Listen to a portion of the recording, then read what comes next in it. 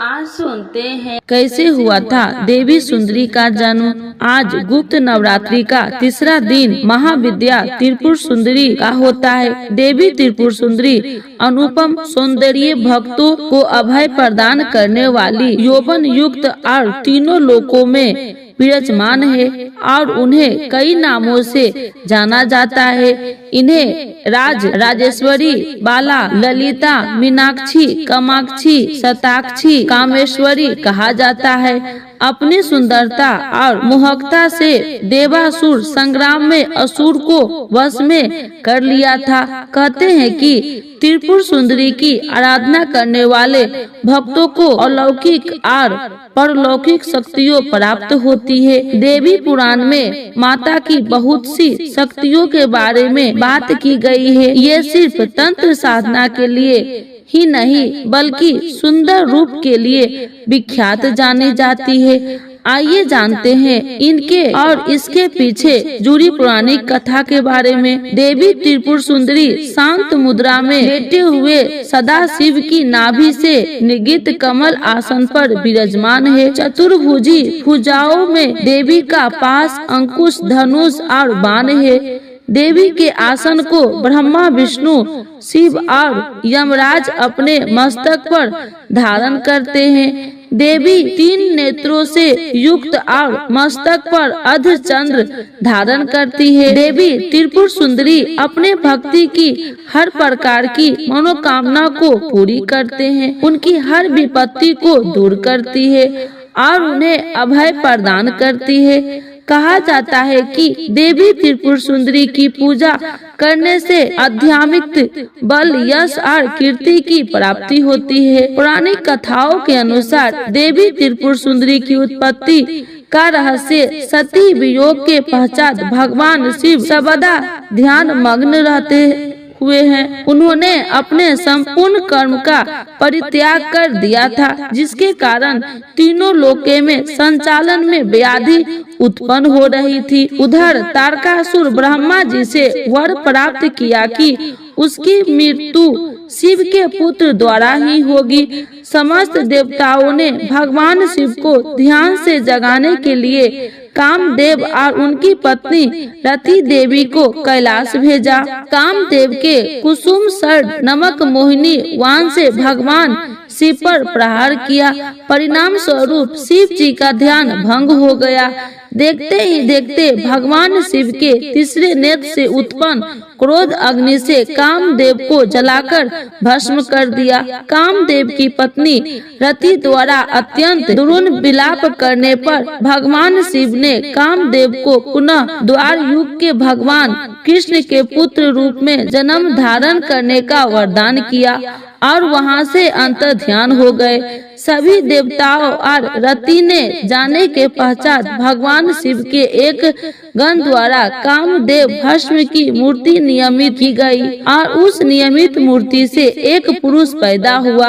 उस पुरुष ने भगवान शिव की स्तुति करी। इसके भगवान शिव द्वारा उस पुरुष का नाम भांड रखा गया। शिव की क्रोध से उत्पन्न होने के कारण भांड तमोगुण संपन्न था और वह धीरे धीरे तीनों लोक पर भयंकर उत्पात मचाने लगा। देवराज इंद्र के राज्य के सामना भी भंडासुर ने स्वर्ग जैसे राज्य का निर्माण किया तथा राज करने लगा। तदंतर भंडासुर ने स्वर्ग लोक पर आक्रमण कर देवराज इंद्र और स्वर्ग राज्य को चारों ओर से घेर लिया।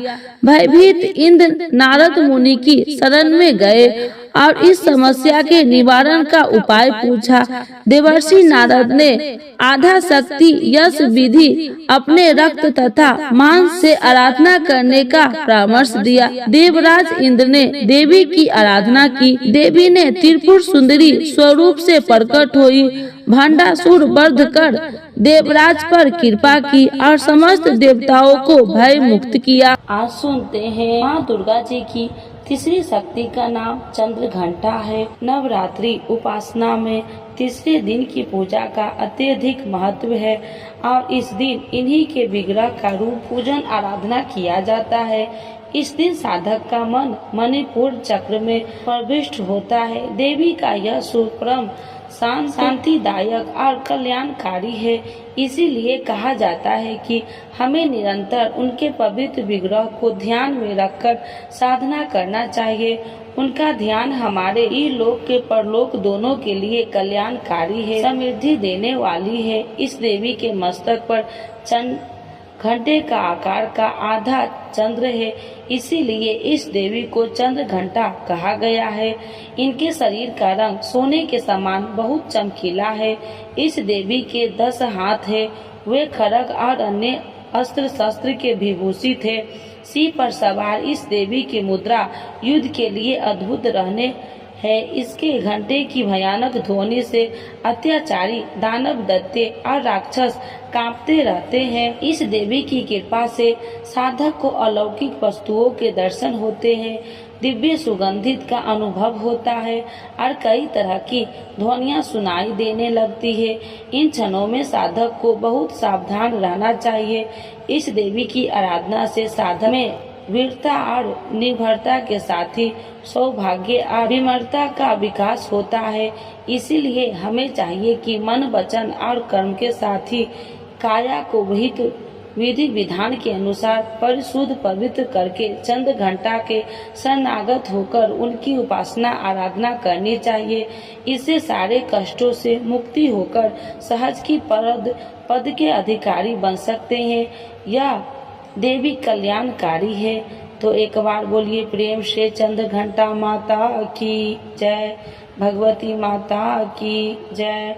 आइए भक्तों, आज सुनते हैं आषाढ़ गुप्त नवरात्रि में सुने नवरात्रि की कथा की मिलेगी कृपा और होगी हर मनोकामना पूर्ण।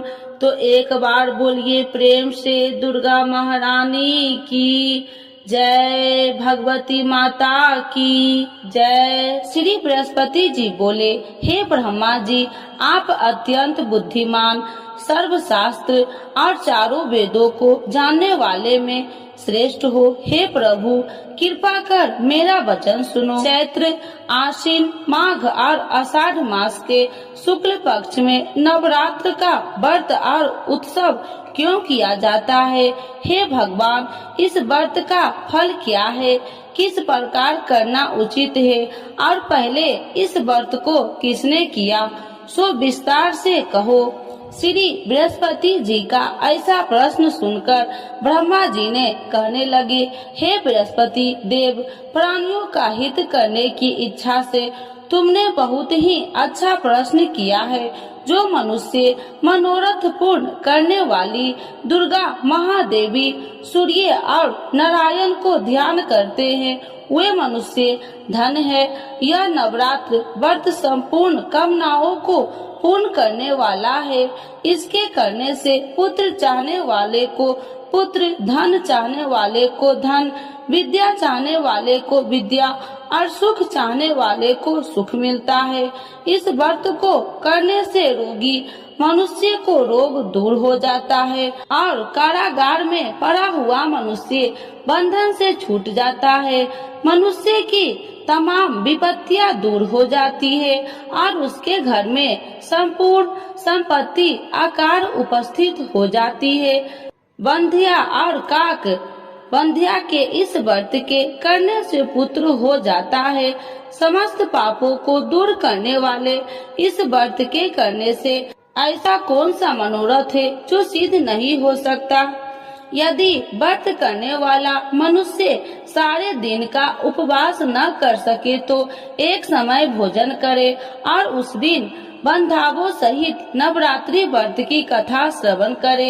हे बृहस्पति देव, जिसने पहले इस महाव्रत को किया है, उसका पवित्र इतिहास मैं तुम्हें सुनाता हूँ।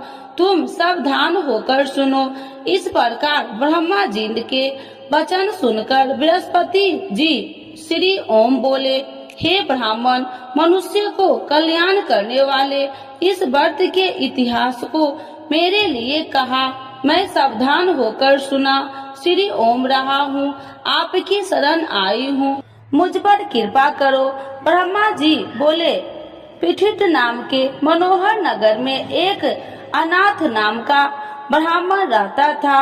वह भगवती दुर्गा का भक्त था।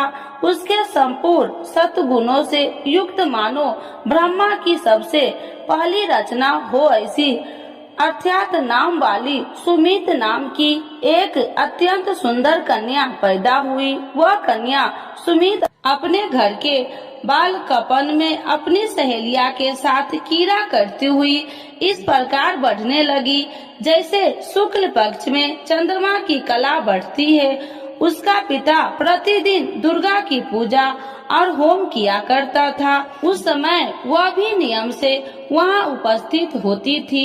एक दिन वह सुमित अपनी सखियों के साथ खेलने लग गई और भगवती के पूजन में उपस्थित नहीं हुई। इसके पिता को पुत्री की ऐसी असावधानियां देखकर क्रोध आया और पुत्री से कहने लगे कि हे दुष्ट पुत्री, आज प्रातः से तुमने भगवती की पूजा नहीं किया। इस प्रकार मैं किसी कुष्ठी और जय माता दी दरिद्र मनुष्य के साथ तेरा विवाह करूंगा। इस प्रकार कुपित पिता के वचन सुनकर सुमित को बड़ा दुख हुआ और पिता से कहने लगे कि हे पिताजी, मैं आपकी कन्या हूँ, मैं आपके सब तरह से अधीन हूँ। जैसे आपकी इच्छा हो मेरा विवाह कर सकते हो। होगा वही जो मेरे भाग्य में लिखा है। मेरा तो इस पर पूर्ण विश्वास है। मनुष्य न जाने कितने मनोरथ को चिंतन करता है, पर होता वही है जो भाग्य में विधाता ने लिखा है। जो जैसा करता है उसको फल भी उस कर्म के अनुसार ही मिलता है, क्योंकि कर्म करना मनुष्य के अधीन है पर फल देव के अधीन है। जैसे अग्नि में पड़े हुए तीन दी उसको अधिक प्रतिदीप्त कर सकते हैं, उसी तरह अपनी कन्या के ऐसे निर्भरता से कहे हुए वचन सुनकर उस ब्राह्मण को अधिक क्रोध आया। तब उसने अपनी कन्या का एक कुष्ठी के साथ विवाह कर दी और अत्यंत क्रोध होकर पुत्री से कहने लगे कि जाओ जल्दी जाओ, अपने कर्म का फल भोगो। देखो केवल भाग्य में भरोसा पर रहकर क्या करती है। इस प्रकार से कहे हुए पिता के कुटु वचन को सुनकर सुमित अपने मन में विचार करने लगे कि अहो मेरा बड़ा दुर्भाग्य है जिसने मुझे ऐसा पति मिला है। इस तरह अपने दुख का विचार करते हुई वह सुमित अपने पति के साथ वन चली गई और भयानक वन में कुशा युक्त उस स्थान पर उन्होंने वह रात बड़े कष्ट से व्यतीत की। उस गरीब बालिका की ऐसा दशा देखकर भगवती पूर्व पुण्य के प्रभाव से प्रकट होकर सुमित से कहने लगे कि हे ब्राह्मणी, मैं तुम पर प्रसन्न हूँ, तुम जो चाहो वरदान मांग सकती हो। मैं प्रसन्न होने पर मनोवांछित फल देने वाली हूँ। इस प्रकार भगवती दुर्गा का वचन सुनकर ब्राह्मणी कहने लगे कि आप कौन है जो मुझ पर प्रसन्न हुई हो। यह सब मेरे लिए कहा और अपनी कृपा दृष्टि से मुझ दासी को कृतार्थ करो।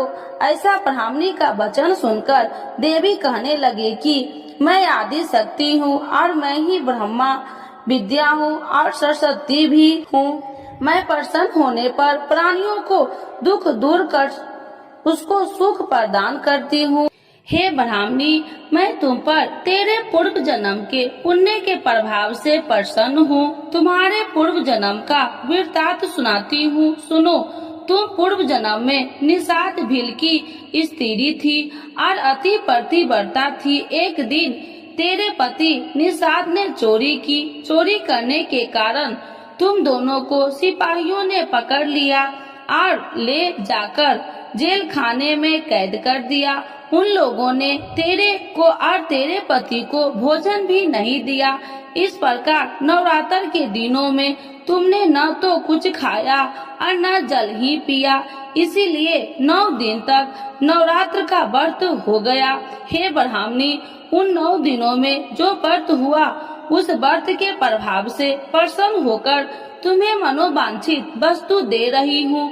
तुम्हारी जो इच्छा हो सो मांगो। इस प्रकार दुर्गा के कहे वचन सुनकर ब्राह्मणी बोली, अगर आप मुझ पर प्रसन्न है तो हे दुर्गे आपको प्रणाम करती हूँ। कृपा करके मेरे पति को कोढ़ को दूर करो।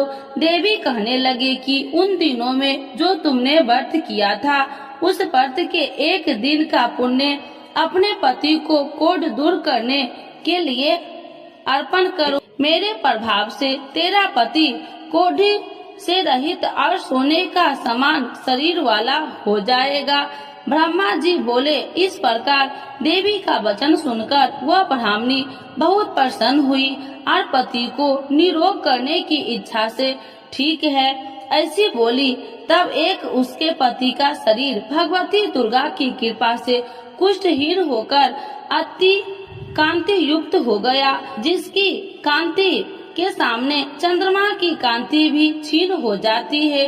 वह ब्राह्मणी पति की मनोहर देह को देखकर देवी को अति पराक्रमी वाली समझकर स्तुति करने लगी। हे दुर्गे आप दुर्गत को दूर करने वाली, तीनों जगत को सनातप हरने वाली, समस्त दुखों को दूर करने वाली, रोगी मनुष्य को निरोग करने वाली, प्रसन्न होने पर मनोवांछित वस्तु को देने वाली और दुष्ट मनुष्य को नाश करने वाली हो। तुम ही सारे जगत की माता और पिता हो। हे अम्बे मुझ अपराध रहित अबला की मेरे पिता ने कुष्ठ के साथ विवाह कर मुझे घर से निकाल दिया। उसकी निकाली हुई मैं पृथ्वी पर घूमने लगी। आपने ही मेरा इस आपत्ति रूपी समुद्र से उद्धार किया है। हे देवी आपको प्रणाम करती हूँ, मुझ दिन की रक्षा करो। ब्रह्मा जी बोले कि हे बृहस्पति, इसी प्रकार उस सुमित ने मन से देवी की बहुत स्तुति की। उससे की हुई स्तुति सुनकर देवी को बहुत संतोष हुआ और ब्राह्मणी से कहने लगी कि हे ब्राह्मणी, तुम्हारे उद्याल नाम का एक अति बुद्धिमान, धनवान, कार्तिवान और जितेंद्रिय पुत्र शीघ्र ही होगा। ऐसा कहकर वह देवी उस ब्राह्मणी से फिर कहने लगी कि हे ब्राह्मणी, और जो कुछ तेरी इच्छा हो वही मनोवांछित वस्तु तुम मांग सकती हो। ऐसा भगवती दुर्गा का वचन सुनकर सुमित बोली कि हे भगवती दुर्गे, अगर आप मेरे पर प्रसन्न है तो कृपा कर मुझे नवरात्रि विधि बताइए। हे दयावती, जिस विधि से नवरात्र व्रत करने से आप प्रसन्न होते हैं उस विधि और उसके फल को मेरे लिए विस्तार से वर्णन करें। उस प्रकार ब्राह्मणी के वचन सुनकर दुर्गा कहने लगी कि हे ब्राह्मणी, मैं तुम्हारे लिए संपूर्ण पापों को दूर करने वाली नवरात्र व्रत विधि को बतलाती हूँ, जिसको सुनने से तमाम पापों से छुटकारा, मोक्ष की प्राप्ति हो जाती है। आश्विन मास के शुक्ल पक्ष की प्रतिपदा से लेकर 9 दिन तक विधि पूर्वक व्रत करे। यदि दिन भर का व्रत न कर सके तो एक समय का भोजन करे। पढ़े लिखे ब्राह्मणों से पूछकर घट स्थापना करे और वाटिका बनाकर उसको प्रतिदिन जल से सींचे। महाकाली, महालक्ष्मी और महासरस्वती की मूर्तियां बनाकर उसकी नित्य विधि सहित पूजा करे और पुरुषों से विधि पूर्वक अर्घ्य दे। बिजोरा के फूल से अर्घ्य देने से रूप की प्राप्ति होती है। जय फल से कीर्ति, दाख से कार्य की सिद्धि होती है। आंवले से सुख और केले के भूषण की प्राप्ति होती है। इस प्रकार फलों से अर्घ्य देकर यथा विधि हवन करे। खंड, घी, गेहूं, शहद और तिल, बिल्व, नारियल, दाख और कदम, इनसे हवन करे। गेहूं होम करने से लक्ष्मी की प्राप्ति होती है। खीर व चंपा के पुष्प से धन और रत्नों से तेज और सुख की प्राप्ति होती है। आंवलों से कीर्ति और केले से पुत्र हो। कमल से राज, सम्मान और दुखों से सुख संपत्ति की प्राप्ति होती है। व्रत करने वाला मनुष्य इस विधान से होम कर आचार्य को अत्यंत नम्रता के साथ प्रणाम करे और यज्ञ की सिद्धि के लिए उसे दक्षिणा दे। इस महाव्रत को पहले बताई हुई विधि के अनुसार जो कोई करता है उसके सब मनोरथ सिद्ध हो जाते हैं। इसमें तनिक भी संशय नहीं है। इन 9 दिनों में जो कुछ दान आदि किया जाता है उसका करोड़ों गुना फल मिलता है। इस नवरात्रि के व्रत से अश्वमेध यज्ञ का फल मिलता है। हे ब्राह्मणी, इस संपूर्ण कामनाओं को पूर्ण करने वाले उत्तम व्रत को तीर्थ मंदिर अथवा घर में ही विधि के अनुसार करे। ब्रह्मा जी बोले कि हे बृहस्पति देव, इस प्रकार ब्राह्मणी को व्रत की विधि और फल बताकर देवी अंतर ध्यान हो गई। जो मनुष्य या स्त्री इस व्रत को भक्ति पूर्वक करता है वह इस लोक में सुख पाकर अंत में दुर्लभ मोक्ष को प्राप्त होता है। हे बृहस्पति देव, यह दुर्लभ व्रत का महात्म्य मैं तुम्हारे लिए बतलाया है। ऐसा ब्रह्मा जी के वचन सुनकर बृहस्पति देव जी आनंद के कारण रोमांचित हो गए और ब्रह्मा जी से कहने लगे, हे ब्रह्मा जी, आपने मुझ पर अति कृपा की जो अमृत के समान इस नवरात्रि व्रत का महात्म्य सुनाया है। हे प्रभु, आपके बिना और कोई इस महात्म्य को सुन सकता है। ऐसा बृहस्पति जी के वचन सुनकर ब्रह्मा जी बोले कि हे बृहस्पति देव, तुमने सब प्राणियों का हित करने वाले इस व्रत अलौकिक व्रत को पूछा है, इसीलिए तुम धन्य हो। यह भगवती शक्ति संपूर्ण लोकों को पालन करने वाली है। इस महादेवी के प्रभाव को कौन नहीं जान सकता है। तो एक बार बोलिए प्रेम से दुर्गा महारानी की जय, नव दुर्गा माता की जय, भगवती माता की जय।